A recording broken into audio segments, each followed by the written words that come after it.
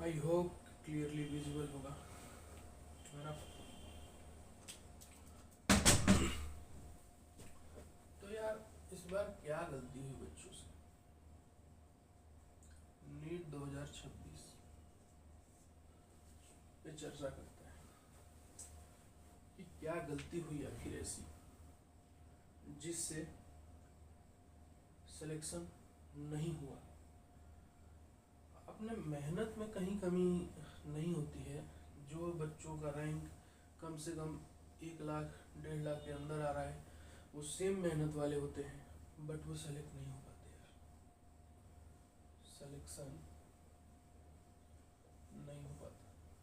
क्या रीज़न है? रीज़न सिर्फ एक है और उसका नाम है बेटा टाइम लिमिट।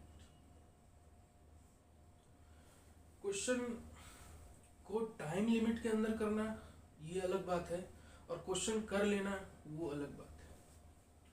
मैं कहा कि अब क्या सर, अगर यहाँ से तैयारी करना स्टार्ट करूँ तो क्या मैं आगे बढ़ सकता हूँ?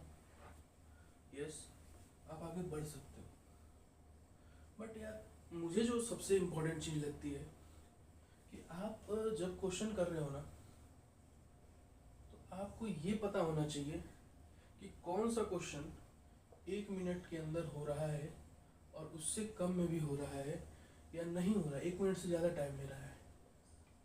यानी कि अगर वो 1 मिनट से ज़्यादा टाइम ले रहा है तो दूसरे क्वेश्चन का टाइम किल कर रहा है। उस क्वेश्चन को आपको करना ही नहीं है। आपको वैसे पेपर की तैयारी करनी है, खासकर फिजिक्स और फिजिकल केमिस्ट्री के अंदर। फिजिक्स और फिजिकल केमिस्ट्री के अंदर है ना, कि जो आपका सिस्टम हो एकदम तगड़े तरीके से चले यार। यस, इसमें आपको वैसे क्वेश्चन छांटने पड़ेंगे कि क्या 1 मिनट में सॉल्व होने वाला है या नहीं, और अगर 1 मिनट में सॉल्व नहीं हो रहा है तो 1 मिनट में कैसे सॉल्व होगा, इस पे हमें काम करना होगा। How to solve the lengthy question. आपके सामने मैं रखूंगा question, lengthy question within 1 minute.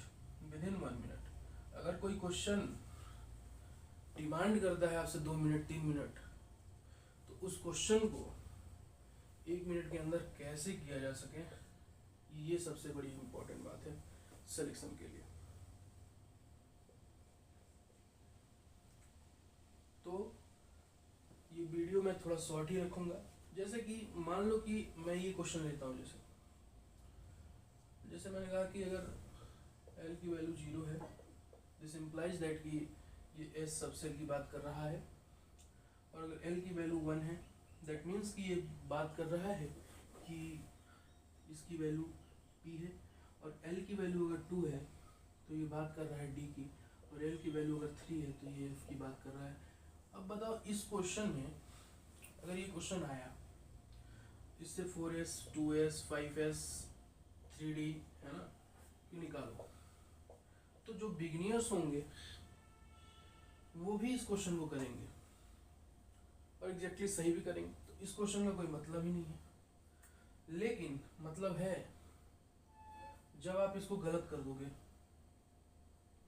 क्योंकि क्वेश्चन का मार्किंग तो सेम रहेगा, और मार्किंग जब सेम रहेगा और आप आसान क्वेश्चन गलत कर गए तो आप टफ करके भी कुछ अच्छा आउटपुट जनरेट नहीं कर पाएंगे।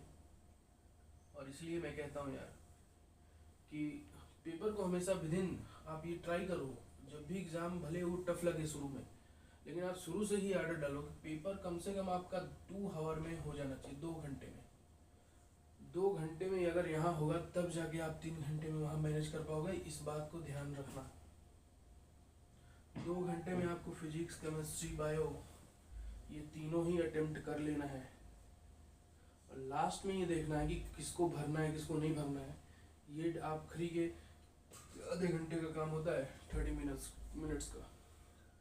अगर इस स्ट्रेटजी पे चलेंगे आप यार, स्ट्रेटजी कोई भी सही हो सकती, कोई भी गलत हो सकती, whether it depends on what is the level of paper, क्या उसका क्या है सीन है। तो स्ट्रेटजी हमेशा चेंज होगी। आपको वहाँ पे इंस्टेंटली आपको पता करना होगा कि क्या यहाँ पे मामला चलने वाला है, अगर जो मामला चलने वाला है उसके हिसाब से ही आप स्टडी करेंगे। बट एग्ज़ाम के लिए आप लो तैयारी के साथ आप नहीं जा सकते। आपको अगर किसी का ये गला काट प्रतियोगिता है, ये गला काट प्रतियोगिता है, दूसरे को काटना है आपको, then you will be selected. और ये पॉइंट में गलती हुई है यहाँ पे, वेदर आप अब अभी से स्टार्ट करें,